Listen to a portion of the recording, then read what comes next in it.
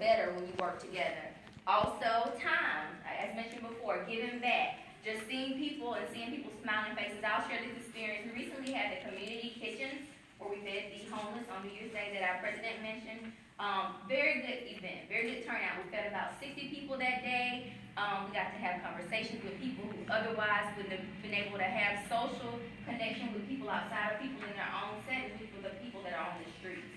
Sometimes it just feels good to relate to someone who has a little bit more insight, or who may have a resource for somebody who doesn't have a place to go to every day, or a roof to live under each day. So I challenge you, please, please, please consider being a part of our community service committee, subcommittee, which is a smaller part of the Urban League Young Professionals, and also get back through your time and sign up for some of our community events. So if you're interested, after the meeting, immediately after, only 5 minutes, we'll do a 5-minute huddle. If you would like, please meet me right over here in the corner. I'll have this poster so you don't get lost in the room as to where I am. And leave your information, your email address, your phone number. We want to talk to you and just kind of keep you engaged and keep you in the know about what's going on. Facebook is a good piece. If you would have us to, or if you prefer upcoming events for the year, okay? Thank you. Thank you so very much, Chair Reese. That's what we call being engaged. Serving can be so much fun, you guys. We don't have to be sterile and, what to do, I don't know. We want to create an atmosphere of unity, of togetherness, of engagement, and fun.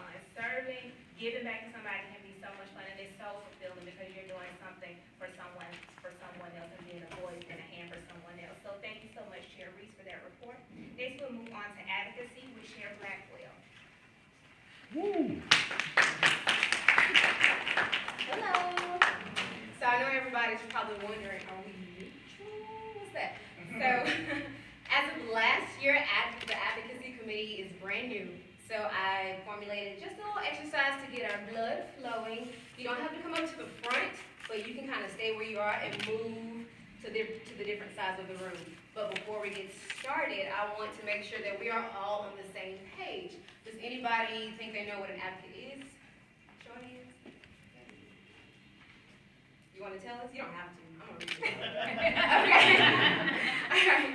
So an advocate is one that seeks to ensure that people, particularly those that are less fortunate or more vulnerable in society, are able to do 3 things. 1, have voices heard on issues that are important to them.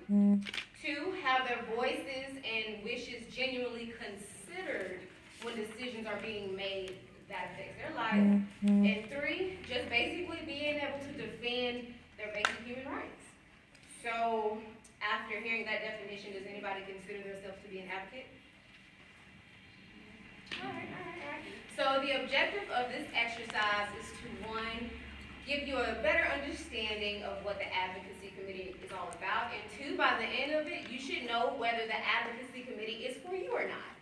So if you agree to most of these 4 points that we have, you should probably join the advocacy committee. My name is Arden Blackwell, and I will be somewhere after. All right, so everybody please stand. Put your belongings in the chair.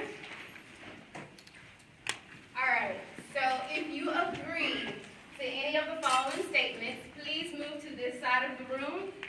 If you are neutral, which means you are unsure either way, fill this middle aisle for me, or you can come up to the front.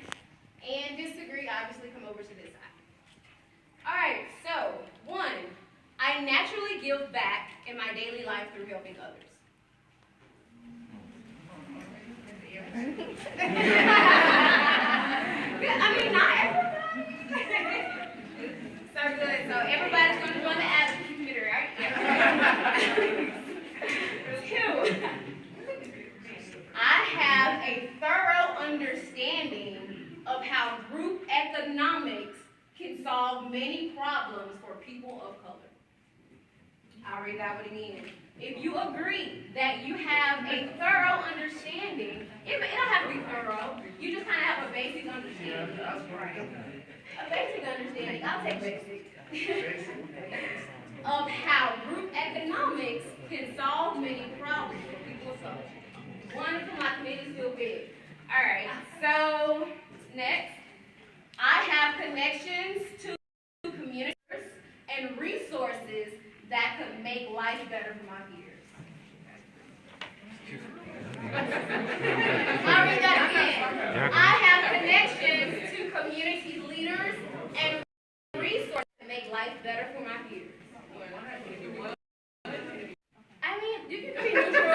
That would be neutral. And so more than one. Yeah, more than one resource. Alright. So y'all are really here. See, I already pre-rehearsed when we started. So last one. I see my fellow white peas as an asset. White people. White peas. Let me start. I see my fellow young professionals as an asset, and I know that we can enrich each other. Really? Alright, so if you agree to every single one of those, raise your hand, please. Alright, and if you are not already on a committee, come see me, and you can join the advocacy committee. So thank you.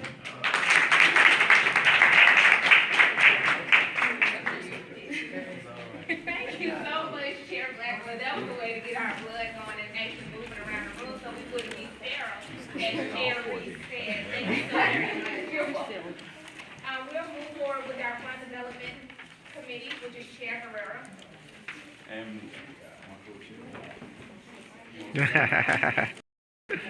my co-chair is gonna leave me out to dry. I don't have any cool exercises.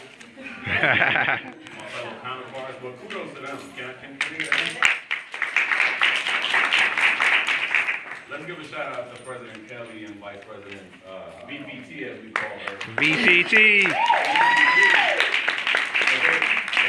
They work extremely hard to keep this going, and they work hard to empower us.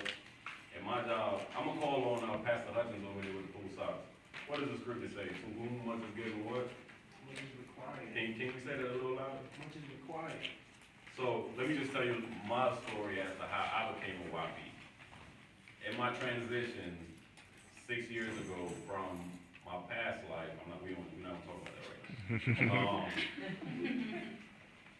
I was working at a bank, and a young lady, which was my client, you need to go and check out the Birmingham Urban League Young Professionals. I was like, the name is too long, I'm not gonna remember it.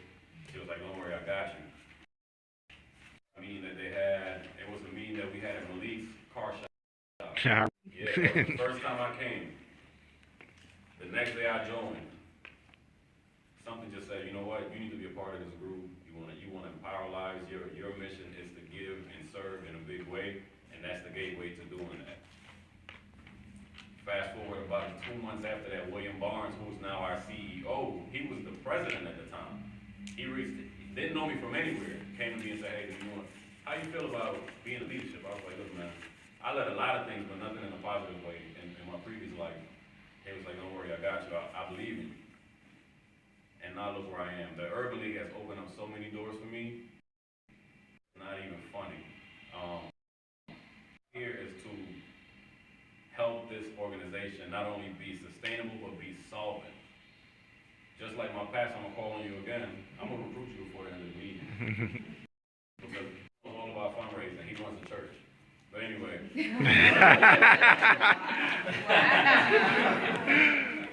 So, anyway, we all know without finances, there's no way that we can keep the lights on. There's no way that we can keep these meetings going.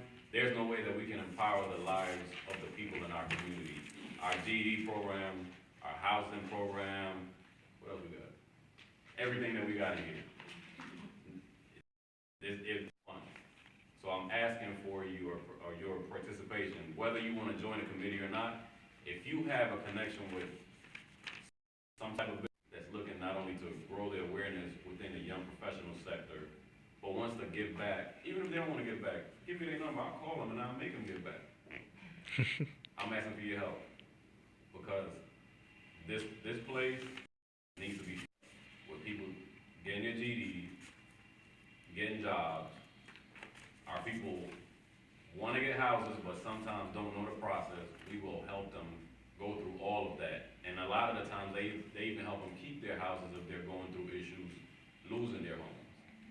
So I urge of you, please get with me if you are a business owner, or if you know of someone that is, if you got connections with any businesses.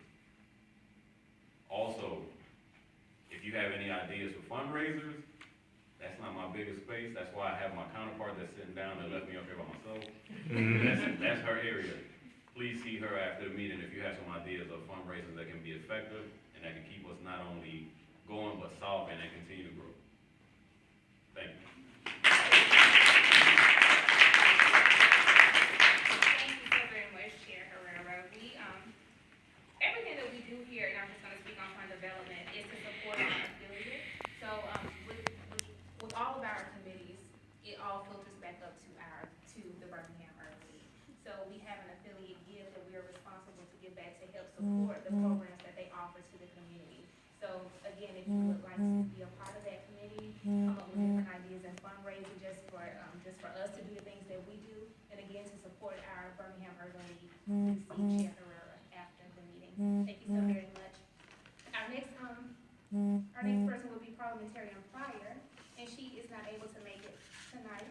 So what I will let everyone to our policies and procedures. We, as an organization, we do have written policies and procedures that governs how we operate. As a paid member, an active member, you are entitled to review those policies and procedures. If you would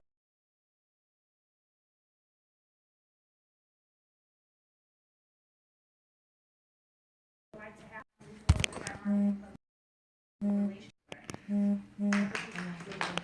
or young time.